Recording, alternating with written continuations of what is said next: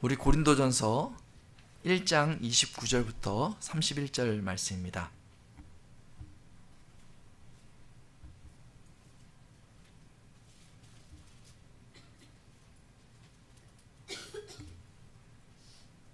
우리 같이 한 목소리로 읽도록 하겠습니다. 고린도전서 1장 29절부터 31절 말씀 시작. 이는 아무 육체도 하나님 앞에서 자랑하지 못하게 하려 하심이라. 너희는 하나님으로부터 나서 그리스도 예수 안에 있고 예수는 하나님으로부터 나와서 지혜와 의로움과 거룩함과 구원함이 되셨으니 기록된 바 자랑하는 자는 주 안에서 자랑하라 함과 같게 하려 함이라. 아멘. 오늘 실은 고린도전서 9장을 가지고 설교를 준비하다가 고린도전서 9장으로만은 그 내용을 다 담을 수가 없어서 끊어서 오늘 고린도전서 1장 말씀을 가지고 먼저 전하게 됐습니다. 무엇을 자랑할 것인가 라는 제목으로 하나님의 말씀 전하도록 하겠습니다. 이 바울이 복음을 전하던 사람이잖아요. 이 바울이 고린도 지방에 도착했습니다. 거기서 도착해서 거기서 유대인 한 사람을 만납니다. 그 사람 이름은요 아굴라라고 그래요. 부인 이름은요 브리스길라이거든요. 그 사람들이 이탈리아에서 이렇게 왔어요. 근데 이렇게 만나서 보니까 이 아굴라하고 브리스길라가 언제 예수님을 믿었는지는 잘 모르겠어요. 로마에서 믿고 왔는지 아니면 바울을 만나서 믿었는지 모르겠는데 이 아굴라하고 바울하고 가지고 있는 공통점이 있었습니다. 그것은 뭐냐 하면 생계를 위해서 천막을 짓는 기술을 가지고 있었다는 것이에요. 그래서 바울도 전도 여행 중에 지금 고린도에 도착했으니까 일단은 거기서 또 생계를 유지해야 되니까 이 아굴라하고 같이 지내면서 이 천막 짓는 그 일을 같이 하게 됩니다. 그렇게 열심히 아굴라와 같이 일하면서 생계를 유지했어요. 하지만 지금 바울이요, 이 고린도에 온 이유는요, 그냥 생계를 유지하러 온 것이 아니잖아요. 그것에 복음을 전하기를 원해서 온 것이고, 그래서 그 틈을 보고 있었던 것이죠. 그래서 바울이 생계를 위해서 천막을 짓다가도요, 이제 안식일 주말이 되면요, 빠지지 않고 회당에 갔어요. 회당에 유대인도 오고 또 그 당시에 헬라인들도 오니까 이제 복음을 전할 찬스를 얻기 위해서 거기를 주말마다 이렇게 바울이 이렇게 방문했던 것입니다. 근데 사도행전 18장 5절 말씀을 보면요, 어느 날 바울이 하나님의 말씀에 붙잡혔다 이렇게 얘기를 하고 있어요. 이 하나님의 말씀을 증거하다 보면, 하나님의 말씀을 묵상하다 보면 참 이게 참 신비한 일입니다. 하나님의 말씀이 나를 사로잡는 것을 경험하는 거예요. 이 목회자도 말씀을 준비하다가 어느 순간 특별히 그렇게 하나님의 말씀에 사로잡히는 때가 있습니다. 교사 선생님들도 마찬가지예요. 또 여러분들이 큐티를 하다가 이렇게 말씀을 보는데 평소에는 머리로 그렇구나 이렇게 이해했었는데 어느 날 말씀이 나를 사로잡는 날이 있는 거예요. 그러면 이 말씀이 너무 귀하고요, 이 말씀을 위해서 내가 뭔가를 하고 싶은 마음이 들고요, 그런 마음이 생기는 것입니다. 지금 바울이 하나님의 말씀에 사로잡혀서 천막 짓고 그 회당을 방문하다가 하나님의 말씀에 사로잡히게 됩니다. 그래서요, 이 바울은요, 이 예수님에 대한 복음을 강하게 사람들한테 외치기 시작했어요. 예수는 그리스도다 하면서 그 유대인들에게 또 헬라인들에게 그렇게 이야기하기 시작했습니다. 이 하나님의 말씀에 딱 사로잡히면요, 다른 생각들이 없어지고요, 그리고 담대한 마음이 생겨요. 사람들이 보이지 않고요, 이게 위축되지 않아요. 사람들이 보이지 않고 이 말씀이 나를 인도하시는 걸 분명하게 경험하게 됩니다. 그래서 바울이 그렇게 복음을 전했어요. 하나님의 말씀에 사로잡혀서 복음을 전하면 여러분 어떤 결과가 나와야 되겠습니까? 사람들이 하면서 회개하면서 다 같이 돌아서야 되지 않겠어요? 그런데 복음이 뿌려지면요, 두 가지 반응이 항상 나타나는 것입니다. 그 회당에서 예수는 그리스도다라고 복음을 증거했는데 유대인들은요, 거기에 대해서 강하게 분개했어요. 그러면서 이 유대인들은 바울을 대적하면서 뭐라고 그러냐면 너희 피가 너희 머리로 돌아가리라 이렇게 얘기하는 거예요. 무슨 얘기입니까? 그런 말 하는 너 죽을 수도 있다, 뭐 이런 얘기 아니겠어요? 복음을 증거했는데 거기에 대해서 강한 반발이 나오는, 이게 참 실망스러울 수 있는 거예요. 강한 위협이 들어온 거거든요. 심지어 바울은요, 이전에 정말 이런 많은 위협을 당했던 사람이에요. 그러면 좀 위축이 되고 또 여기서 빨리 도망가야 되겠다, 이런 생각이 들 수도 있는 것입니다. 이 고린도에는 복음 전할 만한 곳이 아니다, 이렇게 생각할 수도 있지 않겠어요? 그런데 이 복음이 증거될 때 거기에 대해서 반발하는 사람도 있지만요, 하나님의 역사가 일어나는 그곳에는요, 하나님께서 예비한 사람들이 분명히 있는 것이에요. 반발한 유대인들이 있었던 반면에 그 회당장 그리스보가 예수님을 마음에 영접하게 된 것입니다. 회당장이 마음에 이 바울의 복음을 듣고 변화가 되자 그 가족이 다 바뀌었다라고 얘기하고 있어요. 그렇게 바뀌자 고린도에 있는 많은 사람들이 예수님을 영접하고 세례를 받았다, 이렇게 말하고 있습니다. 그때쯤에 하나님께서 환상 가운데 바울에게 말씀하는 장면이 사도행전 18장에 나옵니다. 내가 너와 함께 있음에 어떤 사람도 너를 대적하여 해롭게 할 자가 없을 것이니 이는 이 성중에 내 백성이 많음이라, 이렇게 하나님께서 말씀하시는 거예요. 이 복음이 전해진다는 건 참 신비한 일이에요. 하나님께서 예비한 사람들이 있다라는 것입니다. 정말 나 혼자 외로이 하나님을 섬기는 것 같고, 오늘날 많은 사람들이 하나님을 떠나는 것 같음에도 불구하고 하나님이 숨겨놓은 사람들이 있다라는 것입니다. 이게 복음의 신비입니다. 이 복음의 능력이 거기서 발견되는 거예요. 그래서 의기소침하면 안 됩니다. 내가 잘 믿어보려고 하는데 잘 안 될 때 의기소침하지 말고 하나님 앞에 나아가시기 바랍니다. 그럼 하나님께서 이와 같은 말씀을 여러분들에게 주실 것입니다. 이는 이곳에 내 백성이 아직 많다, 너가 혼자가 아니다 라고 하나님께서 우리를 위로해 주시는 것입니다. 위협이 있지만은 그 안에 하나님께서 예비한 그 사람들을 통하여서 이 고린도에 교회가 세워집니다. 교회가 세워지는 것은 그저 간단하지 않습니다. 위협이 있고요, 거절하는 사람들이 있고요, 많은 반발이 있고요. 하지만 하나님의 은혜가 거기에 있기 때문에 교회가 세워지는 것입니다. 우리가 막연하게 그냥 우리가 예수님은 당신을 사랑하십니다, 하나님은 당신을 사랑하십니다, 그냥 이렇게 말만 하면 사람들이 막 답변을 될 것 같지만 실은 안 그래요. 거절감이 많다는 것입니다. 거절을 당하고 낙심하고 있을 때 하나님께서 예비하신 그 사람들이 있음을 분명하게 우리에게 보여주시는 것입니다. 그렇게 바울은요, 고린도에서 1년 반을 가르쳤어요. 바울이 가르쳤으니까요, 얼마나 잘 가르쳤겠어요? 좋은 목회자를 만나는 게 성도들은 참 복이다, 이런 얘기 하잖아요. 이 사도 바울한테 직접 가르침을 1년 반 동안 받았으니까 그들이 얼마나 참 좋았겠어요. 말씀의 은혜가 있지 않았겠어요? 뿐만 아니라요, 이 바울이 1년 반 후에 또 선교를 하러 이제 떠났는데요, 그 후임으로 그 아볼로가 그 고린도 교회를 담당했어요.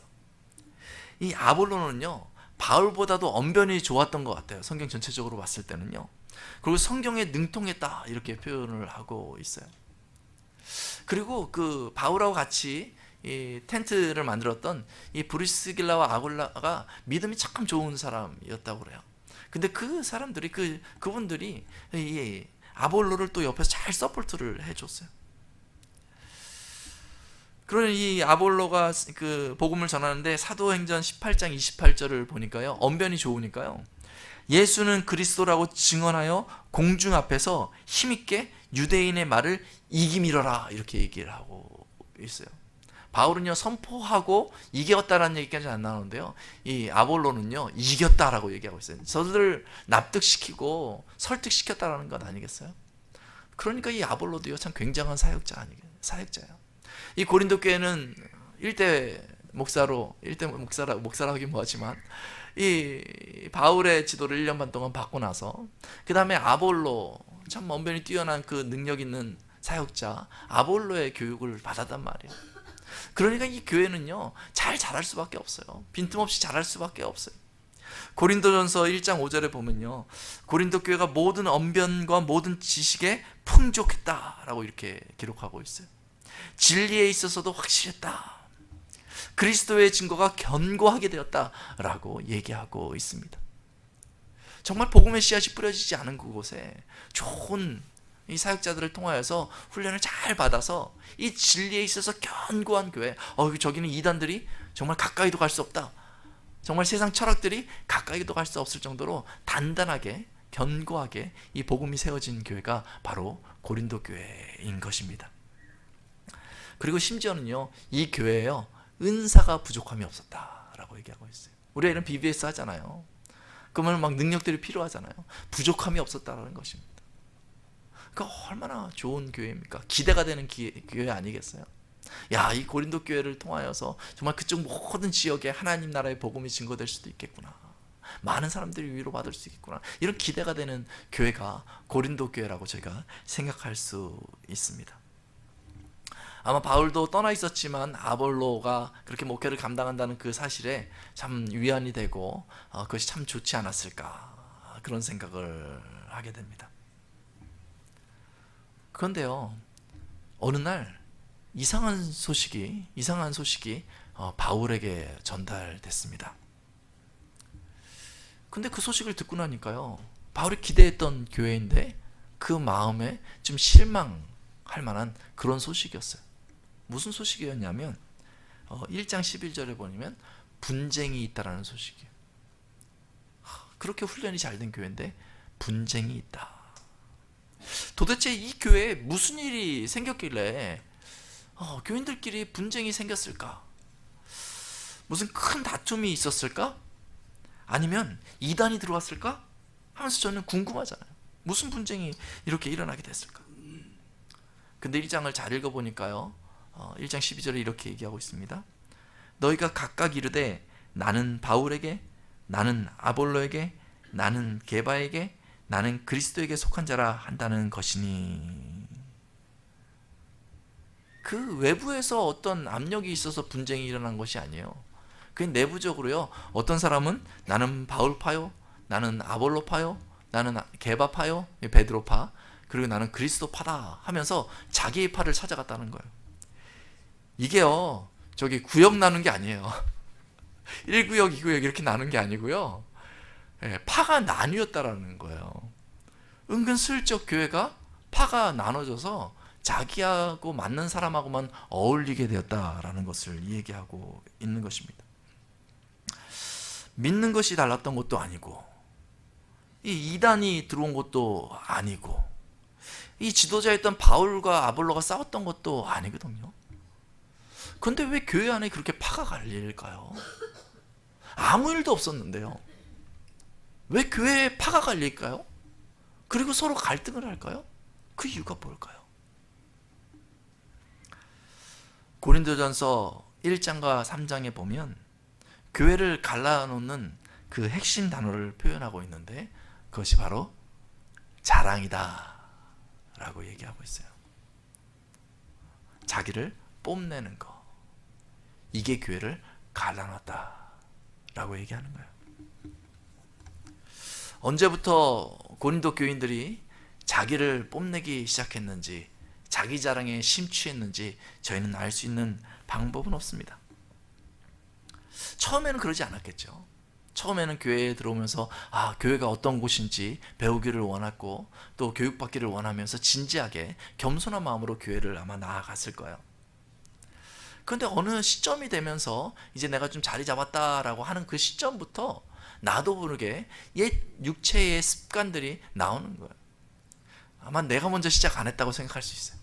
나는 잘 믿으려고 그랬는데 이렇게 모이다 보니까 어떤 사람이 자기 뽐내기를 시작하는 거예요. 자기 자랑을 시작하는 거예요. 그걸 딱 듣고 나니까 마음에 그런 생각이 들어요. 나도 내 자랑하는 걸로 옛날을 생각하면 만만치 않았던 사람이다 하면서 자기 자랑을 시작하지 않았겠어요? 자랑을 시작하면 이제 사소한 것부터 살짝 자랑을 시작합니다. 이게 좀 좋은 것 같더라 하면서 이 자랑을 살짝 시작하거든요. 그러면 이제 쿵짝이 맞춰서 서로 자랑이 시작되는 거죠. 그럼 막 서로 이제 뽐내기 시작하면요, 처음엔 좀 재미도 있어요. 그럼 웃으면서 뭐 자랑하는 이야기들을 막 하기 시작합니다. 그런데 이게 이제 서로 경쟁이 되기 시작하면요, 이 자랑이 강력하게 뽐내기 시작하면, 자랑이라는 것은요, 나보다 잘난 사람이 있으면 안 되는 거예요. 그러면은 입 다물고 있어야죠. 그러니까 내가 잘나야 되기 때문에 다른 사람들이 약간 비아냥거리고, 다른 사람들이 뭔가 잘하는 거에 대해서 좀 무시하는 그런 태도를 또 갖지 않았겠어요. 그러다 보면 어느 순간 그저 뭐 이렇게 겸손하게 자랑을 시작한 것 같지만, 어느 순간부터는 다른 사람들의 마음을 상하게 하고 또 실족하게 하는 그런 일들이 벌어지게 되는 것입니다. 그러다 그렇게 자랑을 좀 하다 보면요, 이제는 딱 정해져요. 자랑할 것이 떨어진 사람은 늘 침묵만 하고 있고, 자랑하다가 승리한 사람은 이제 만날 때마다 자랑하게 되는 거죠. 그러면요, 이제 만나면 이제 어떤 사람이 이제 주도해서 자랑을 시작하잖아요. 그러면 거기서는 그냥 웃으면서 들어줍니다. 그런데 이제 뒤에 가서는 이제 궁시렁궁시렁 하는 거죠. 저 사람 보니까 맨날 자랑만 한다고. 이게 자랑의 핵심이거든요. 자랑은 시기를 만들어낸다 라고 우리가 분명하게 성경에서 볼 수도 있습니다. 아마 그런 것 아니겠어요? 이 바울파, 이제 뭐 아볼로파, 게바파 뭐 이런 게 나눠져 있는 거 보면은 그 스승들을 대상으로 자기 자랑을 시작을 했겠죠. 보니까 이 바울 선생은 이 편지를 한 장 써도 참 기가 막힌 문체로 쓴다고, 굉장하신 분 같다고 뭐 이렇게 자랑을 시작하다가, 중요한 건 그거예요. 내가 그분하고 밥 한 번 먹었다고 뭐 이렇게 자기를 살짝 얹혀놓지 않겠어요. 그걸 듣던 사람이 그러면 아볼로는 참, 우리 아볼로 선생은 말을 굉장히 잘한다고, 내가 그때 딱 있었는데 그 아볼로 선생이 나한테 와가지고 어느 날 이것저것 가르쳐준 게 있다고, 그거 아냐고, 모르지 않냐고 하면서 살짝 또 자기를 이렇게 올려놓기 시작하는 거죠. 그러면서 자기가 배웠던 지식들을 이렇게 자랑하고, 내가 들어보니까 이러저러했다 하면서 자기를 더 덧붙여서 이제 뽐내기 시작합니다. 그 자랑하면서 저쪽이 이제 전혀 모르는 그 세계에 들어가기 시작하면요, 약간 거기다가 이제 우리가 뭐 뻥이라고 그러나요? 거짓말이라고 하나요? 이것들을 이제 좀씩 더 더해가지고 이만하게 이제 불리는 거죠. 저쪽에 기를 주기 위해서. 바울 때도 없었고 아볼로 때도 없었던 사람들은요, 이게 눈치만 보다가 야, 바울도 중요하지 않고 아볼로도 중요하고 그리스도가 중요하다, 그리스도가 뭐 하면서 또 거기서 또 주장을 했을지도 모르겠어요. 신나게 자기를 뽐내다가 자기와 같지 않은 사람을 은근슬쩍 비하하는 것, 이것이 오늘 본문에서 말하는 그런 자랑이라고 볼 수가 있습니다. 그렇게 얘기하다 보면 서로 기분이 나빠지니까 처음에는 같이 모여서 얘기하다가 점점 뒤에서 따로 자기하고 맞는 사람들만 얘기하다 보면 파가 나눠지는 거예요. 교회 가니까 나랑 어울리는 사람, 나하고 생각이 같은 사람하고만 어울려야 되겠다 하면서 분파가 나눠지는 것입니다. 자랑이 별거 아닌 것 같아요. 그런데 자랑은요, 시기를 자아내고 자랑은 분쟁을 자아내는 것입니다. 3장 3절에 보면요, 이것은 육체에 속한 것이다 라고 분명히 저에게 가르쳐 주고 있습니다. 시기와 분쟁이 교회 안에 깊이 뿌리 잡히기 시작한 거예요. 이게 참 이상한 게요, 자랑으로 인한 시기와 분쟁이 분명하게 교회에 깊이 뿌리 잡히면 그것을 뽑아내야 되는데, 이게 은근슬쩍 하는 일이기 때문에 다른 것들은 우리가 잘하고 있으니까 우리의 지식에는 문제가 없고 복음을 붙드는 것에서는 다 같은 마음을 먹고 있으니까 이것은 별거 아니겠다라고 모른 척하고 넘어가는 경우가 상당히 많다는 것입니다. 교회에 왔는데 이렇게 보니까 다 자기 자랑으로 인해서 파가 다 나누어서 어울리는 사람들이 다 다른데 그냥 모른 척해요. 그러나 이 자랑이요, 오용되고 깊어질 때 어느 순간은 터지게 되는 것입니다. 위기를 자아내는 게 바로 이 자랑의 결과일 수 있는 것입니다. 자랑으로 인해서 교회 안에 시기와 분쟁이 생기고, 자랑으로 인해서 교회 안에 사랑이 깨지고, 자랑함을 통해서 화평이 깨지고, 자랑함으로 인해서 겸손이 사라지고, 그 자랑으로 인해서 논쟁이 가득한 교회. 교인들의 마음은 변하지 않은 것입니다. 아마 침묵하는 교인들이 교회를 나오면서 가장 불편하게 여기는 것이 이런 것 아닐까 싶습니다. 바울은 교인들의 그 자랑에 자기와 아볼로, 심지어 그리스도까지 이용되고 있다는 그 사실, 이 고린도 교회가 분쟁하고 있다는 이 사실이 너무나 가슴 아팠던 것 같습니다. 그래서 내가 너희를 어린애같이 여기노라 라고 바울이 이야기하는 것입니다. 바울은요, 그 문제를 피하지 않습니다. 이거 뿌리고 안 뽑으면 안 된다 하면서 이 고린도 교회 편지를 쓰면서 제일 먼저 다루는 게 바로 이 분쟁에 대한, 자랑에 대한 내용을 다루고 있는 것입니다. 바울은 전혀 거기에 대해서 자기를 드러내려는 목회를 생각해 본 적이 없어요. 그래서 오히려 이 얘기를 딱 들었을 때 바울이 처음 편지를 쓰면서 하는 얘기가, 내가 이 이야기를 듣고 보니까 내가 고린도 교회에 있을 때 그리스보와 가이오 외에는 세례 주지 않은 게 너무 다행이다 싶은 생각이 든다. 바울파 없애라. 나는 그런 영향을 끼친 적이 없다 하면서 바울이요, 서로 분쟁하지 말라고 이야기를 하고 있는 거예요. 바울은 정말 고린도 교회의 그런 소식을 듣고 이 아볼로를 빨리 보내서 좀 정비를 하고 싶었던 것 같아요. 그런데요, 아볼로도 거기에 너무 지쳤던 것 같아요. 이 고린도전서 16장 마지막 절에 보면요, 이 바울이 아볼로에게 권면을 합니다. 고린도 교회 가라. 몇 번이나 권면했다고 그래요. 그런데 아볼로가 갈 뜻이 전혀 없다라는 거예요. 고린도 교회에서 바울 다음에 사역했던 아볼로가요, 고린도 교회 갈 마음이 없다라는 거예요. 분쟁이 나고 그 안에서 다툼이 있으니까 자기가 가도 소용없다, 이런 마음 아니겠어요?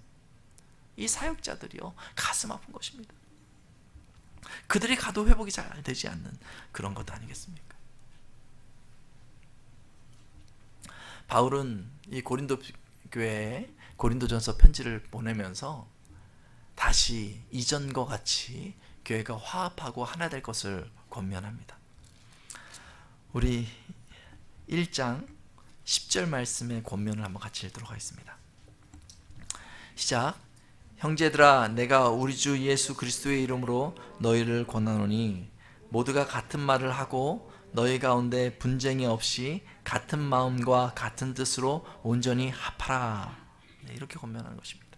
같은 말을 하고 같은 마음과 같은 뜻으로 온전히 합하라 라고, 이 첫 번째 권면, 고린도 교회를 향한 첫 번째 권면이 하나됨을 이야기해 주는 것입니다.